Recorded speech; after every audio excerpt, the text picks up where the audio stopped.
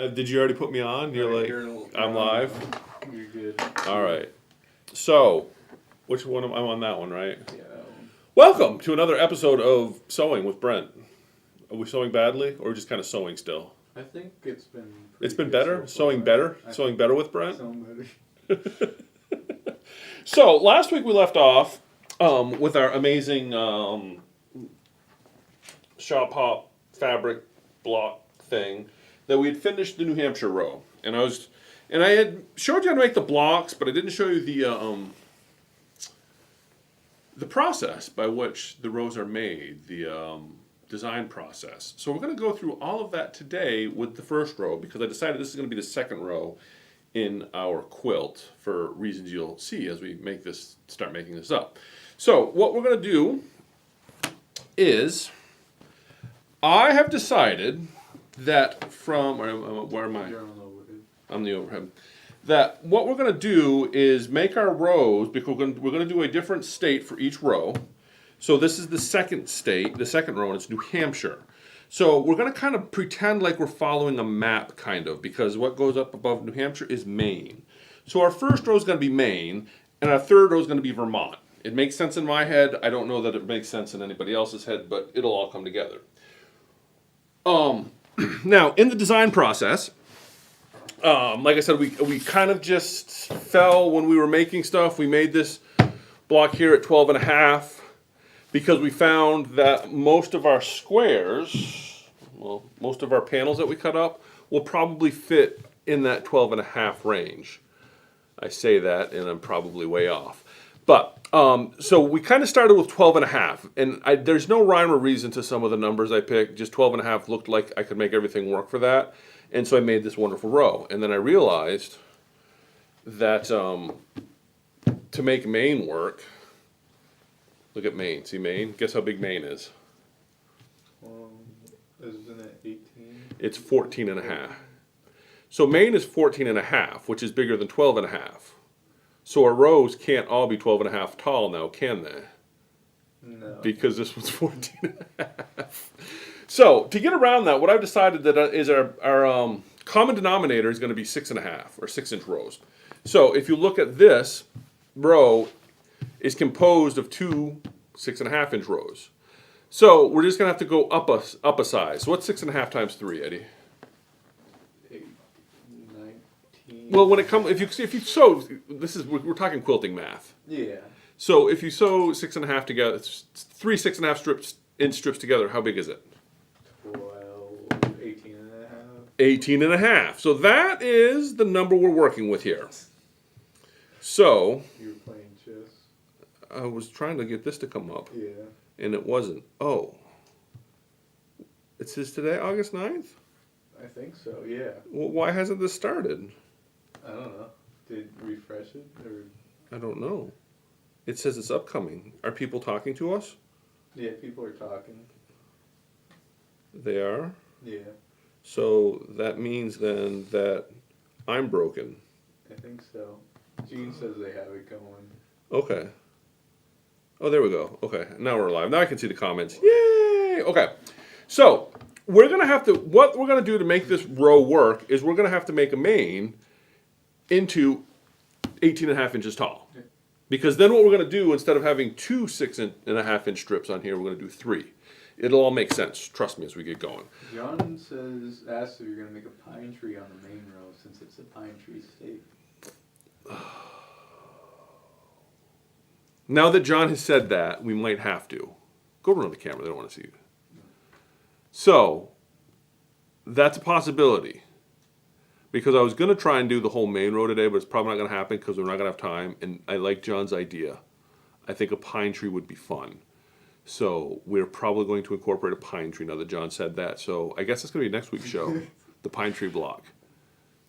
But do not be deterred. I'm going to show. We're still going to cover this because we've got to make this main block. We've got to make this 18 inches tall so that will fit into the rest of what I've got envisioned in my head. So how do you make 14.5 inches into 18.5 inches, Eddie? You add 4 inches. You add 4 inches, but we have a seam allowance, right? Whoa. 4.5 inches? 4.5 inches. So if we sew 4.5 inches onto the top or bottom of this, it will then be 18 inches, which will then fall within the correct dimensions to turn it into a row. So then my question is, what are we going to sew on the bottom of it? You don't know, do you? I have an idea. Fabric, I think. You all tuned in for my great ideas, right? So what we're going to do is, like I said, 6.5 is one of the basic sizes, basic row sizes that we're going to use a lot of because of how it's going to lay out. And we have this fantastic border print, and look at these great little rows it has on it. Now, guess how much I cut of this? It looks like a yard and a half. Nope. Guess again. A yard and a quarter. A yard and a quarter. Why would I cut this at a yard and a quarter? That is 45 inches. 45 inches. What else is also roughly 45 inches? Is that the? If I cut the strip off of a bolt, That's 40. Oh. it's almost 45 inches. So what we're going to do is, because this runs parallel to selvage, I cut it at a yard and a half so that I can make strip sets with strips cut perpendicular to selvage. Does that make sense, what I'm saying? To illustrate the point, because you know we're all about illustrating things. So, go to the overhead shot if you will. See how on this, if we cut this parallel to selvage, or perpendicular to selvage, because here's our selvage showing down there. It's getting away from us. So if we were to cut a 6.5 inch strip off of this, the trees are going to go in the proper direction, right? Because we're going to cut the strip this way. Make sense? So what happens though, is what happens if we were to cut this perpendicular to selvage? See what happens? You don't get that. We don't get our stripe. You get a bear. You would get a bear, but we want the whole stripe. I want the cabins. Now, go back to my big shot. So at a yard, if you cut a yard and a quarter, look what happens when you fold a yard and a quarter in half. See? Can you zoom over this, Eddie, to show people how well a yard and a quarter almost lines up exactly? Can you get the whole? So a yard and a quarter, you're a little bit bigger because it's closer to 42 inches, so you could get away with like a yard and, what's less than a quarter? 3/8? No, that's more. 2/8. 2/8 is a quarter. 1/8. A 3/16, a yard and 3/16. But anyway, you can see that, so this, at a yard and a quarter, that almost matches this. That's why I decided on a yard and a quarter, because I'm going to make strip sets. And so I know if I cut a yard and a quarter of this, I can strip this way, and it will pair up nicely with strips that I cut off of there. Right? Make sense? I think so. Okay. So what we're going to do now is, I know, like I said, that our magic strip size is 6.5. Right? Yes. We have decided that is... Are you cutting 6.5 inch? We are going to fussy cut 6.5 inch strips out of this. And the reason we're going to do that is because we're going to fussy cut it. And you know what you're going to have if you start fussy cutting? My hope is after we fussy cut the 6.5 inch strips that we want out of this, that there'll somewhere be a 4.5 inch chunk that will look good on the bottom of Maine. Yeah. Do you see? Does it make sense? Yeah. But I want to cut this first so that I don't like ruin it and find out, well, there's not really a 4.5 inch chunk, and now I've just lost all my rows. Yeah. Right? So let's cut a couple strips. Is everybody following this thought process right now? I think they might be. Or they all think I'm crazy? Oh, see, here's the question. I want to get the okay, go an overhead shot, Eddie. See, I want to get this here because I think this is fun, the camping. And then we lose that. Or do we want to keep that and lose that? What was the question? Which of these do we want to fussy cut? I really wanted to fussy cut this. But do we want to get that? Because look, if we do 6.5 there, you get that nice strip there. But I really like this at 6. See how that's going to look? Oh, I think that. But then do we keep the... What if you do, what does a 4.5 strip look in between those? Well, we don't worry, but we only need one 4.5 inch strip. I don't want to ruin this whole thing for a 4.5 inch strip. 6.5 is the key. Likes the bear and the moose better. Well, he's from Texas. Do you go camping in Texas, Rhonda? Because what's that? I don't know. Because it's not like around here when you go camping. You get like the beautiful mountains and the cool breezes and stuff. I guess it depends where you're at in Texas. Because I can think of as Texas as like a desert trailer park, but that's because I was like over in like Texarkana, which is kind of a special place. I'm gonna get in trouble for saying things like that, and there's like public record of it now. Rondo says he does go camping quite a bit. Oh, good. Okay. So I'm actually gonna do both. Whoa. That's how we're gonna settle this dispute. We're gonna do both. I'm gonna start with this, but to see the other question I have is we want to probably try and get some of that wording in there, right? So we're gonna lose a little bit off the bottom here. Our 1/4 inch, we're gonna take a little of that, but then we're gonna go a little above so that our 1/4 inch keeps our words, right? Does that make sense? Yeah, Is everybody excited about this? I think so. So 6.5. John says the bears and the moose match the tree fabric best. I know. Well, we're gonna look. See, my plan is we're gonna cut this guy here off the bottom at 6.5, and then we'll probably cut a bear and a moose out of here at 6.5.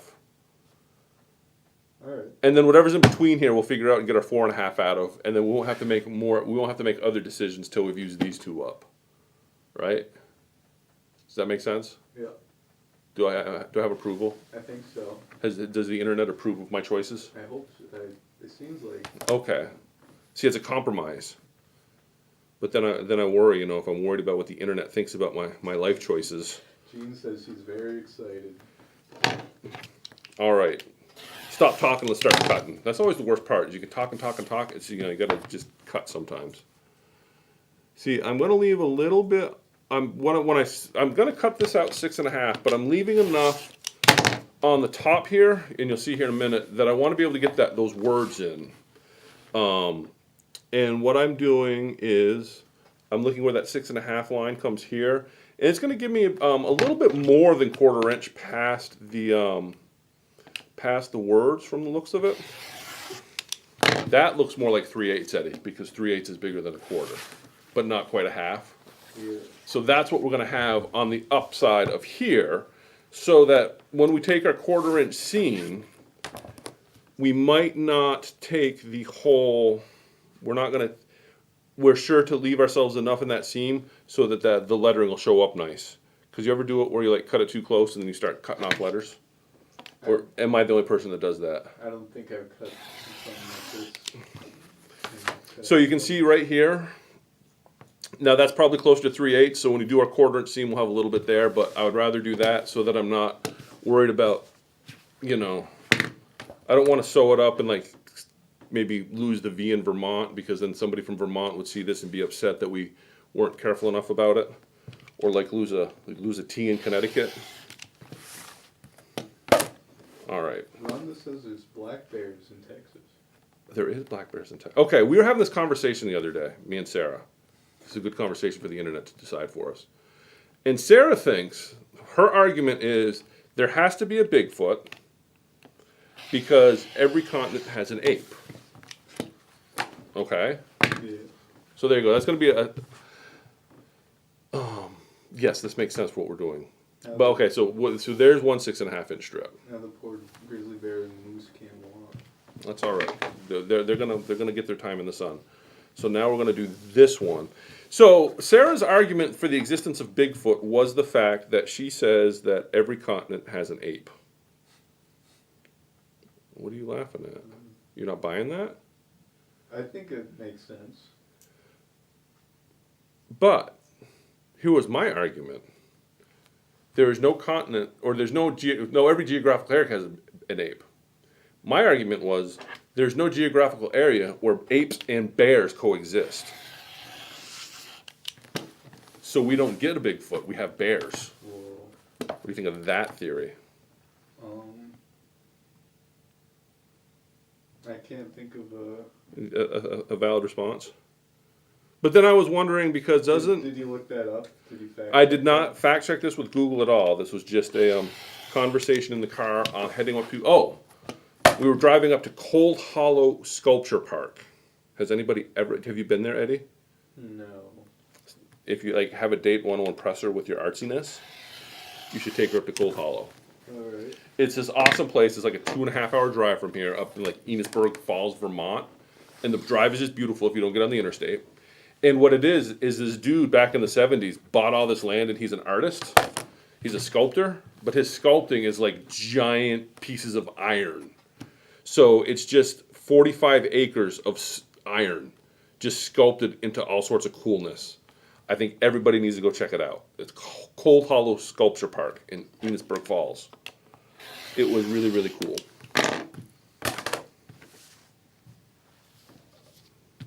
Are you checking my theory about the bears, Eddie? Yeah. All right.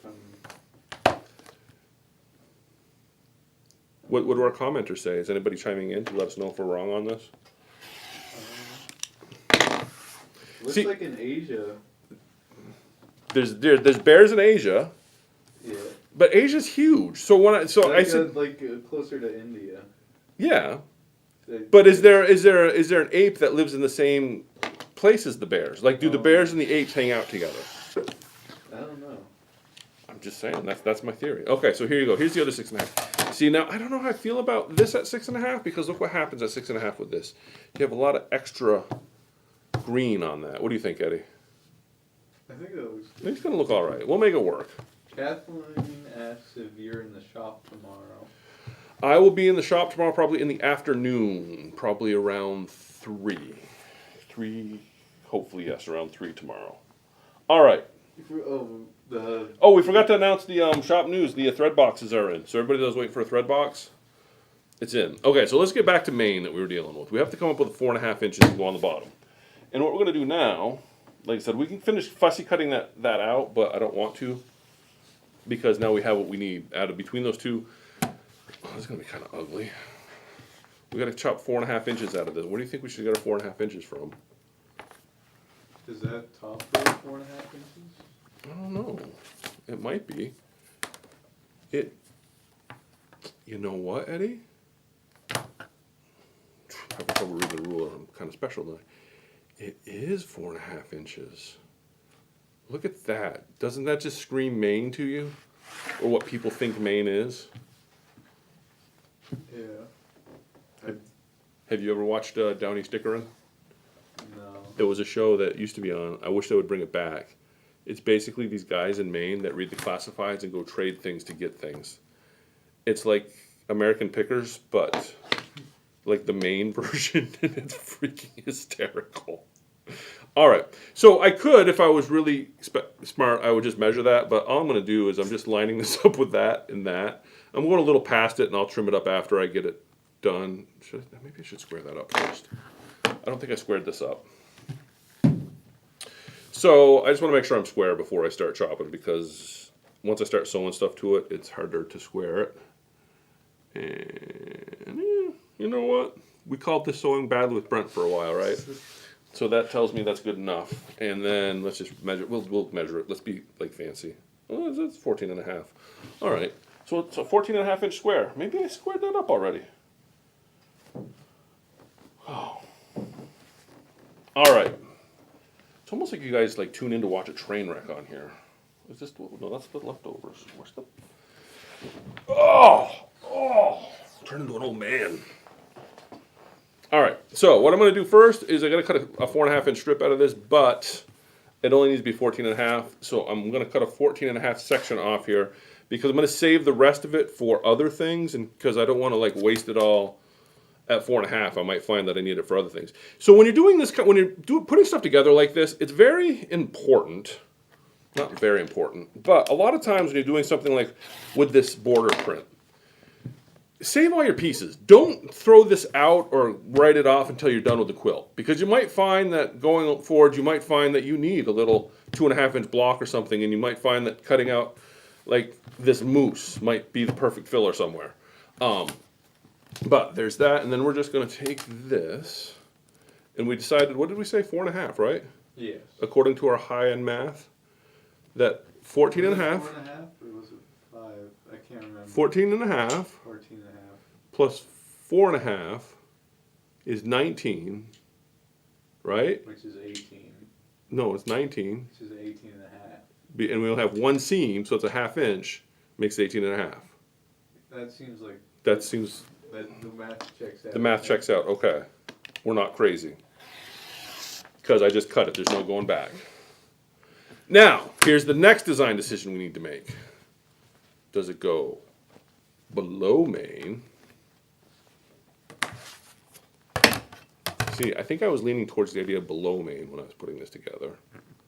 think it looks good. That looks pretty good, doesn't The it? Because, sky, yeah, where's above me and you get that put line. it upside down on top. Why would I do that?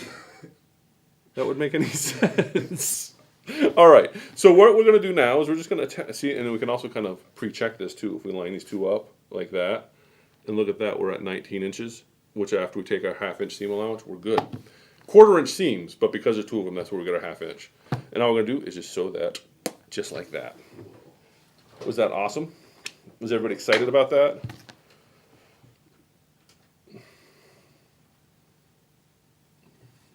I didn't even check to see if this is running right today. So if this fails, you get to all watch it blow up spectacularly with me. And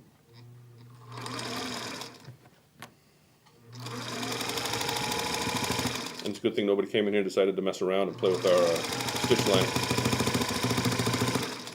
What's that sitting on?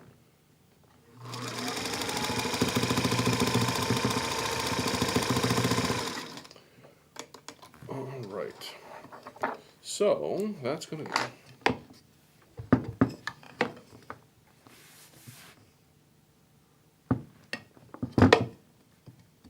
Wow, okay. That's all it was. All right, so now we just want to iron that bad boy, right? Yep. Or press it, as they say. Is it pressing or ironing? Are you moving the iron around, or are you putting that? Is that the difference? Like, I that thought- right there is ironing, Yeah. whereas if I do that, that's pressing? Yeah, I think that's what Becky said. I think somebody said that once. I mean, it makes sense. Look at that. So, you all might have been right. I think we need to go with the, I don't know, we'll see here in just a second. All right, so now all I'm gonna do is, I don't care about the width on this. The important thing for what we're doing, because we want our rows to kind of work, is I don't care how wide this is. So I'm just gonna trim that flush on the end. So all I'm gonna do is just line this up like that. So, what we've got now, I don't think, we're not gonna get this row done today. Well, we can't get it done today because we gotta make the pine tree next week, right? Yep. And I also have to make a couple more bear claws. But what I'm gonna hopefully do is lay this out so you can all kind of see the process. So when you see it next week, you'll understand what happened. And then when we edit this in the future, so if you're future watching this, you're welcome. It'll all make sense. So this is the block. So what we've got now, this is now 18.5 inches tall. And like I said, what that's gonna give us is, here's a 12.5 inch. Because we're making everything 6.5 is kind of the, do you see how we're gonna be able to now do 3 strips of 6.5 to act as spacers, similar to what we did here. So we have these spacers. I should hold it up, huh? So we have, see how we did the strip set here as spacers between our blocks? What we're gonna do for the top row is I'm gonna do a strip set of 3 strips instead of 2. So we're gonna have 3 6.5 inch strips as our spacers for the top top row, because it's 18.5 versus 12.5. So what we're probably gonna do is, not that one, because that's not the right one. We're gonna take, what kind of mess do I have going here, Eddie? I was like thinking I was all organized and on top of things.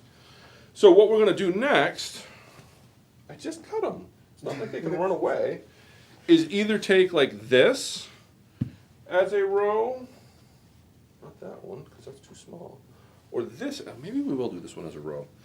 So we could actually, well, we're gonna do one, because I wanna save them, do these in other rows as well. Should I turn that around? Oh, I don't really care. I want the audience to have a viewing experience, Eddie. Yeah. Okay. So what I'm going to do now is I'm going to take, what we'll end up doing is making a strip set with one of these two. I can't, I'm thinking we're going to go this direction because we captured the camping scene down here. So I don't think it would make sense to throw another camping scene as a strip across here right away. It would throw off the balance. So I think y'all telling me to use the bear and the moose, that was a good call. So we're going to use the bear and the moose. And then we have to do 2 more fabrics with it. So I'm thinking maybe the red, but I think that might be a little loud. What are some thoughts? We're gonna have to add more. Well, that would actually probably work with the birds, wouldn't it? Would that work? I think that looks pretty good. That looks pretty good. So does that make sense? So you see how that strip set's gonna go together? So we're gonna have these three as a strip set, and we're gonna have this bear walking through the middle of it, and then a pine tree somewhere in there. Can you see it? Can you visualize it? But do you think we should use these? It's like I'm really in New England right now. But then my question is, do we want the red, because red's really gonna kind of jump out at you. Should we put that at the top row, the middle row, or the bottom row? The middle row? Maybe? I'm thinking the bottom. I don't know why I ask you a question, I'm just telling you what I'm gonna do. No, when I stop and think about it. He's saying it out loud makes me realize I'm gonna do it. So what we're gonna do, and this is my thought process, is we're gonna this is gonna be our strip set, just like this. So we'll have 3 strips, 6.5 of this, and 6.5 of that, because birds are above the trees. You see how that works? But the other reason that we're gonna do that is because, these are, like I said, I'm just walking y'all through the thought process. Where did I put my row at? Is because if you'll notice on this row here, I didn't use any crazy colors. They're both very light. So by putting the red closer to that, it will help kind of offset that lightness, and I can add darker colors below this row. Otherwise, I'm locked into just light color backgrounds for the entire strip set stuff. You see what I'm saying? Jean likes the birds above the red. So you mean like go like that? No, like she likes the way it looks. Like, see, I like that. And then, see, you can kind of see it. Can they see this whole layout now? And then that's going to be kind of the top row, and then these are going to be your rows. That'll just kind of come together. Rhonda says she's excited about it, so. I think I like the way that looks. Is it making sense? Yeah. And like this is going to go over here, like that. And then, where you see the bear coming across, there's going to be 3 more bear paws that walk right up the rows here into the corner. And then somewhere in there, because John had to come up with an idea, there's going to be a pine tree block. So we're going to have so next week is going to be a 12.5 inch pine tree block, because that's what we need next. That's how this process works. We make this up as we go along. I have a basic idea what we're doing. So you can kind of see now how the row is going to go together. So we brought this out to 18.5, which was important, which will now let us do these 3 strips. And now all we need to do is I want to do the bear paws and another accent block. And then in between those, the bear paws and the blocks, is we're going to get the spacer strip. So I really don't know the size of these strips yet, or the size of the spacers, but I do know that I only used 1 strip set in the second row. So that tells me that if I just cut a strip off of each of these and sew it together, that will be plenty for me to have enough width to make this row be as wide as the row below it. Does that make sense? Yeah. Have I lost anybody? Maybe. Maybe. Well, Jean says she hopes the pine tree block is paper pieced. I don't think. You don't seem like the paper piecing kind of guy. I don't mind paper piecing. Is that something? Is there like a vote on that? You know, we have to give our audiences what they want. Maybe we'll see about that. I don't know if we want to do paper piecing or not. Maybe we'll demo it. Paper piecing is not really that hard. When you see it done, you're like, oh, that's it. And a pine tree block would probably be pretty easy. We could do something kind of fun. The problem that I'm going to have though is I want to be able to print it out. And if I'm going to do a 12.5 inch block, I don't have 12.5 inch paper. I only have 8.5 by 11. Gino's kidding, so you might be safe. I might be safe. Let me think about it. I got to come up with a good pine tree block, and there are some good paper pieced ones, but it's also got to be simple, because this is, like we said, sewing badly or sewing better or whatever, but I'm still lazy. No matter how you cut it, I enjoy this, but I don't. But I'm looking at the Macaw Quilt Works fabric hanging on the wall. That quilt is fantastic. There's no way in a million years I would do that quilt. That is just way too much work.